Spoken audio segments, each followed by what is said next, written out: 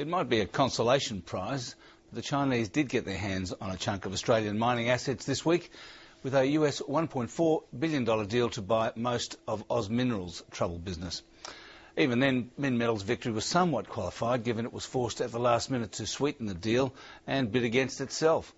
And the federal government banned it from getting the best asset, the Prominent Hill mine, which stays with existing Oz Minerals shareholders. Kathy Swan reports.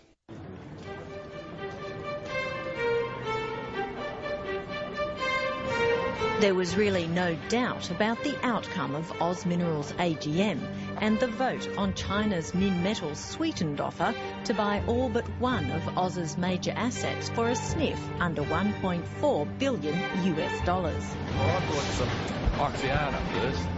But the fall from grace for once ambitious resource companies Oxiana and Zinifex in just under a year after merging to form Oz Minerals was hard to accept for many smaller shareholders. I'm going to vote no, but I don't think it'll make much difference. Under the Minmetals deal, Oz Minerals sells the Golden Grove mine in WA, Century Zinc mine and Dugald River project in Queensland, Rosebery and Avebury mines in Tasmania, overseas assets in Laos and Canada, as well as all other exploration and development assets. What shareholders and Oz Minerals get to keep is basically Prominent Hill in South Australia. I'd rather Minmetals not get it, but I don't think we can afford not to vote for it. Money from the asset sale will be used to pay off a $1 billion debt and keep the banks happy ahead of their June 30 deadline to pay up or else.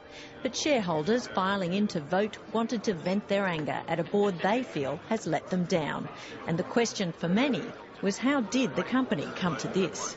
The issue for Oz was that, we're base metals. We got hit faster than the iron ore, coal, minerals companies who have long-term contracts, set prices. Oz Minerals CEO Andrew Mitchellmore, who's leaving to take up a new job at Minmetals, says last year's financial crisis and credit squeeze were a nasty combination.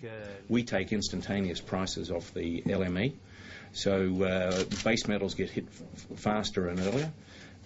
Also, the banking facilities, the banks saying they wanted all their money back. As the analogy today, it's like someone coming along and saying, I want all you got to repay your mortgage, and I want it tomorrow.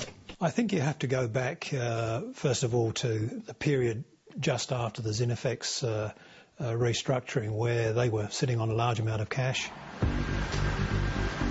Lead and zinc producer Zinifex clawed its way out of failed miner Paz Minco's grave in 2004, and in the lead-up to its 2008 merger with Oxiana, went out shopping and paid top dollar for the Avebury nickel project in Tasmania. Global Mining Investments Chairman John Robinson says what happened next is everything that could go wrong did. It happened just prior to the market going bad. The renegotiation of the debt structure that was necessary because of the merger of the two entities started to reach a sort of peak during the time when the credit markets were in a lot of trouble. So that made it very difficult. And at the same time, of course, cash was being consumed at a rapid rate of knots by Prominent Hill, and cash flow from operations was falling as metal prices were falling. Obviously, the finger's been pointed very firmly at Oz for buying assets overpriced, but the fact was that they paid with scrip, so scrip for scrip usually is reasonably fair. Kathy Moises, Senior Research Analyst at Evans & Partners, says Oz was caught out by bad timing and nervous banks. If it wasn't for the banks forcing the hand, I think Oz could probably have traded their way out of it and would still hold all the assets. They did play a very hard game. They forced the situation, and at the end of the day it left shareholders with little option but to vote for the deal. But Oz was also too slow in warning shareholders about the balance sheet's reversal. Over the period late last year where they went from being cash debt neutral to roughly $1 billion worth of debt, which really triggered the banks to force refinancing at that stage. And I think there should have been more market disclosures. A desperate project of cost-cutting and mothballing alone wasn't going to save Oz Minerals. Outgoing Chairman Barry Cusack says they needed Minmetals. When they came and rescued us, they made what was, I thought, a very generous offer at the time, and thank gosh they did. But the market has moved up a bit. Minmetals first bid for everything, but got knocked back on national security concerns over Oz's best asset, Prominent Hill.